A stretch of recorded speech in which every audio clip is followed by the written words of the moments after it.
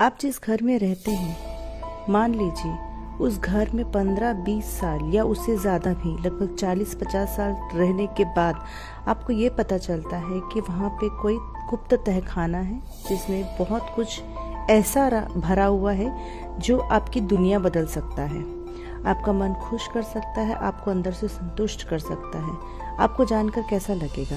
जाहिर सी बात है, बहुत ज़्यादा खुशी होगी। किंतु अगर मैं आपको ये बोलूँ कि आपके पास में तो ये सारी चीज़ें, ये सारे ऑलरेडी हैं, तो आपको क्या ये बात मजाक नहीं लगेगी? जी हाँ, आप खुद अपने आप में ये सारी चीज़ें रखते हैं। ये घर आपका शरीर है और ये गुप्त तहखाना जिसमें इतनी सारी खुशियाँ भरी हुई हैं, वो आपके बॉडी के बियॉन्ड 5 और बॉडीज हैं। आप खुद को पहचानिए, अपने बॉडी बियॉन्ड बॉडी को पहचानिए, जिससे आप इस गुप्त तहखाने में छुपी हुई सारी वस्तुओं का आनंद ले सकें। आपने स्कूल और कॉलेजेस में ये पढ़ा होगा कि हमारे अर्थ के भी चारों तरफ जो इन्वायरमेंट है उसे 5 लेयर में डिवाइड किया जाता है। अर्थ के चारों तरफ का जो बायोस्फीयर है उसे 5 लेयर में डिवाइड किया गया है, जबकि दिखाई केवल एक पृथ्वी का फिजिकल लेयर देता है। इसी प्रकार से हमारे बॉडी के अंदर भी स्किन की भी 5 लेयर होती हैं। ये जो कॉर्निया है इसकी भी 5 लेयर होती है, लेकिन हमें दिखाई नहीं देती। लेकिन साइंटिफिक वे में जब हम उसे एक्सप्लोर करते हैं तो एक एक लेयर को समझा जा सकता है। अर्थ के जो स्फीयर होते हैं उसके भी अलग अलग लेयर्स हैं। इसी प्रकार से ह्यूमन बीइंग, इसका एग्जिस्टेंस भी फिजिकल बॉडी के बियॉन्ड लेयर्स में है, और ये एनर्जी लेयर्स बनाती हैं ह्यूमन बीइंग का बायोफील्ड। वैदिक विज्ञान में कहा गया है कि हमारा अस्तित्व 5 कोश में है। कौन से कोश? अन्नमय कोश, प्राणमय कोश, मनोमय कोश, विज्ञानमय कोश और आनंदमय कोश।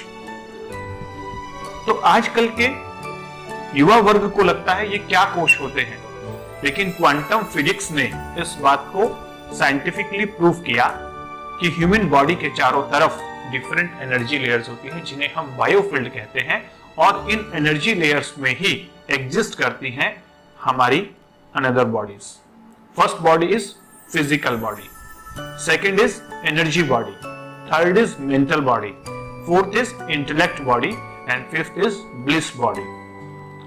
यानी कि ये जो कोशों की बात वैदिक विज्ञान में कही गई थी, ये एक्चुअल में एग्जिस्ट करती है मेटाफिजिकल एस्पेक्ट में।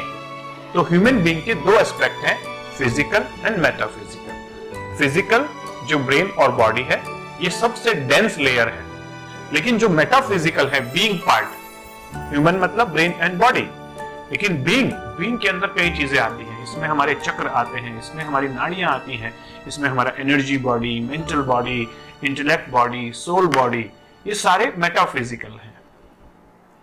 और ये सारे बॉडीज आपस में कनेक्टेड हैं एक एनर्जी के द्वारा, जिसे हम कहते हैं लाइफ फोर्स एनर्जी। मेडिकल विज्ञान अभी तक इस एनर्जी लेयर्स को नहीं समझ पाया है।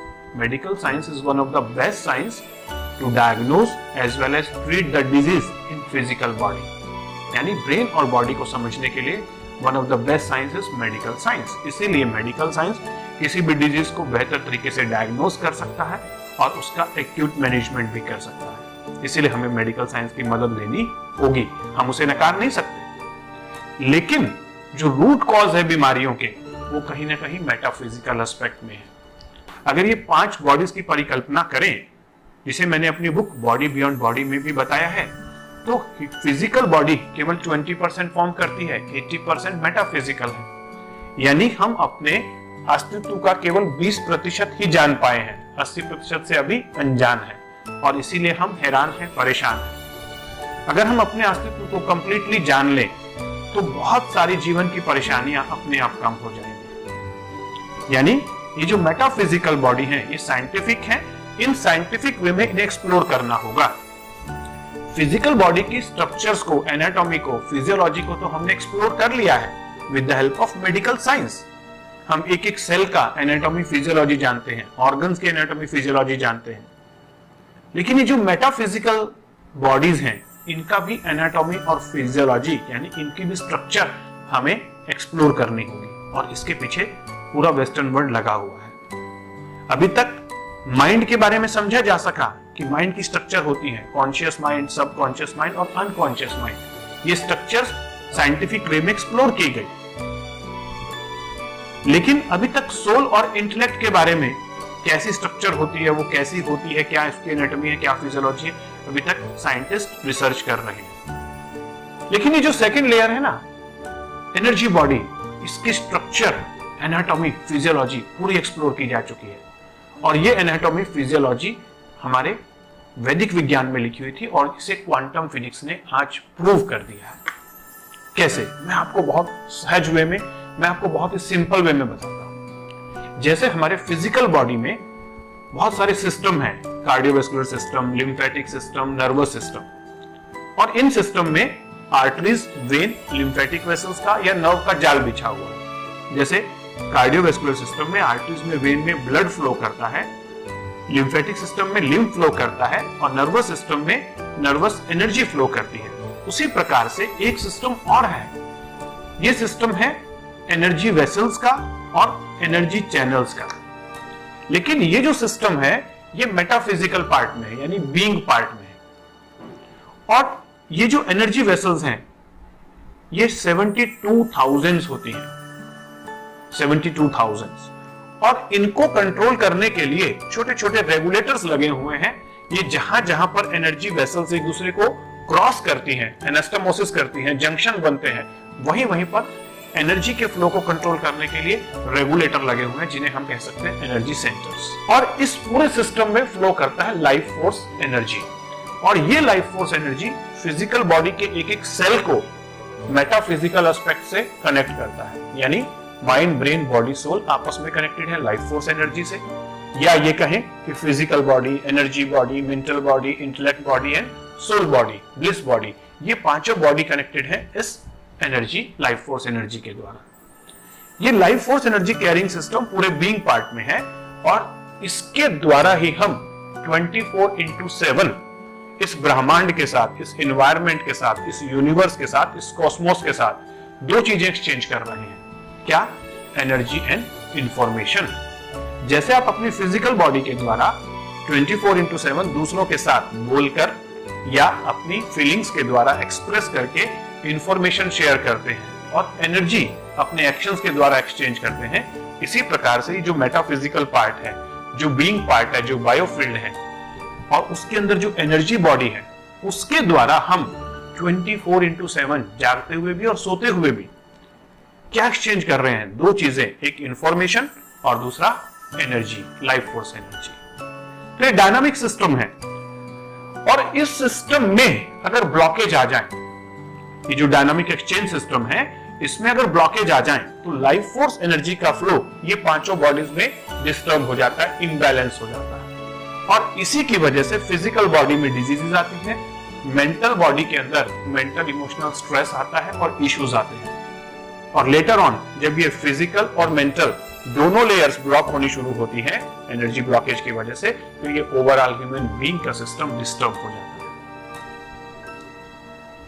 अब हमें साइंटिफिक वे में एक्सप्लोर करने की जरूरत है ह्यूमन बीइंग को। आज हम 21st सेंचुरी में रह रहे हैं, इंफॉर्मेशन और टेक्नोलॉजी की सेंचुरी में। अब ऐसी बहुत सारी डिवाइसेस आ गई हैं जिसके द्वारा हम सेकेंड लेयर को एक्सप्लोर कर सकते हैं। उनमें से दो डिवाइसेस, जीडीवी बायोवेल और वेदा पल्स, जो पल्स बेस्ड और इलेक्ट्रोफोटोनिक बायो एमिशंस को कैप्चर करती हैं, उसके द्वारा हम बॉडी की बायो एनर्जीज को, लाइफ फोर्स एनर्जी के बैलेंस को, इनको देख सकते हैं, समझ सकते हैं, एनालिसिस कर सकते हैं, और इस इंफॉर्मेशन से लाइफ को और बेहतर तरीके से बनाने में मदद कर सकते हैं। ये जो लाइफ फोर्स एनर्जी है, इसे हम ची भी कहते हैं, प्राणा भी कहते हैं, की भी कहा जाता है, अलग अलग नाम दिए गए हैं, बट ये बेसिकली वाइटल एनर्जी है, लाइफ फोर्स, जो लाइफ के लिए फोर्स रिस्पॉन्सिबल है, दैट इज लाइफ फोर्स। अगर ये फोर्स निकल जाए तो लाइफ नहीं है, लेकिन अगर ये फोर्स इम्बैलेंस हो गया तो लाइफ में डिस्टर्बेंस आएंगे, एक फिजिकल लेवल पर, डिजीज के लेवल पर, और मेटाफिजिकल लेवल पर आपको मेंटल प्रॉब्लम्स आएंगे। और थर्ड प्रॉब्लम्स आती है जब आपकी लाइफ फोर्स एनर्जी डिस्टर्ब होती है, तो आपका ऑरा, आपकी पर्सनैलिटी डाउन होनी शुरू हो जाती है और इसकी वजह से आपका जो प्रभाव होता है इन्वायरमेंट के ऊपर, लोगों के ऊपर, वो कम हो जाता है। तो अब समय आ गया है अपने आप को पूरे तरीके से समझने का। हमें अपने आप को एक्सप्लोर करना होगा। Explore the unexplored with in you, ये टैगलाइन है मेरी बुक का, बॉडी बियॉन्ड बॉडी। इसीलिए मुझे उसको लिखने की जरूरत पड़ी क्योंकि मेडिकल साइंस में मैंने फिजिकल बॉडी को पढ़ा, लेकिन फिजिकल बॉडी को पढ़ने के बाद, ब्रेन को पढ़ने के बाद, पूरे ऑर्गन्स को पढ़ने के बाद भी मुझे लगा कि इनकम्प्लीट है medical science. Yes, best science है लेकिन कम इनकम्प्लीट है। और जब तक हम मेटाफिजिकल साइंसेस को नहीं पढ़ेंगे तब तक हम अपने आप को पूरा नहीं जान पाएंगे। और जब मैंने इन सारी साइंसेस को पढ़ा, पीएचडी किया, बहुत सारी ट्रेनिंग्स ली और समझने के बाद फिर मैंने सारे अनुभव को एक बुक के अंदर कंपाइल किया, बॉडी बियॉन्ड बॉडी, जिसमें मैंने बताया कि ये बॉडीज जो हम मेटाफिजिकल एस्पेक्ट में है, इन्हें कैसे साइंटिफिक वे में समझें। ये जो मेटाफिजिकल बॉडी है, सेकंड लेयर, इसमें 72,000 एनर्जी वेसल्स हैं और 114 रेगुलेटर्स हैं।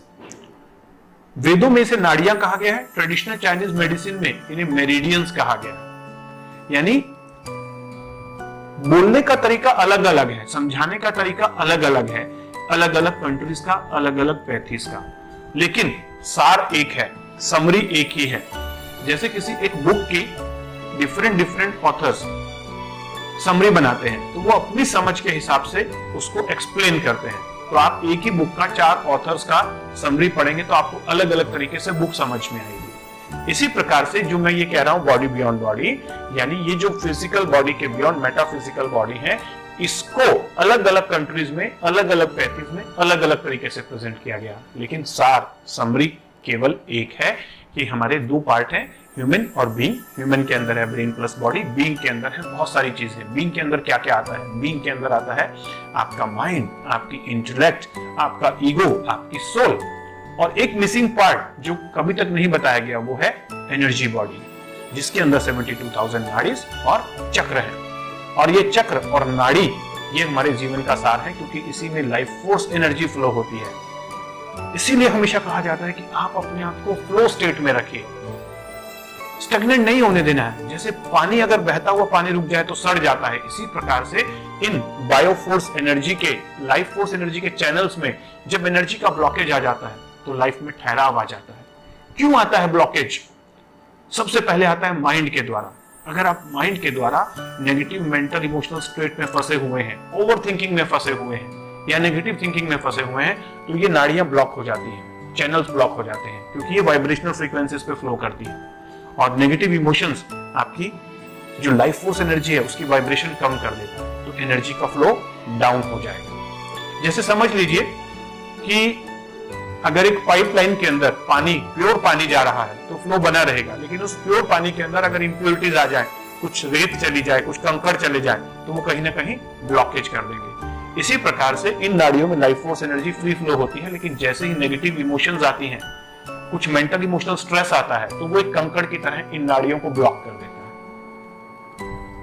है। दूसरा होता है इन्वायरमेंट के अंदर, जिस इन्वायरमेंट में आप रह रहे हैं, अगर वहां की लाइफ फोर्स एनर्जी अच्छी नहीं है तो ये जो नाड़ियां हैं ये ब्लॉक हो जाती हैं, एनर्जी वेसल्स ब्लॉक हो जाते हैं।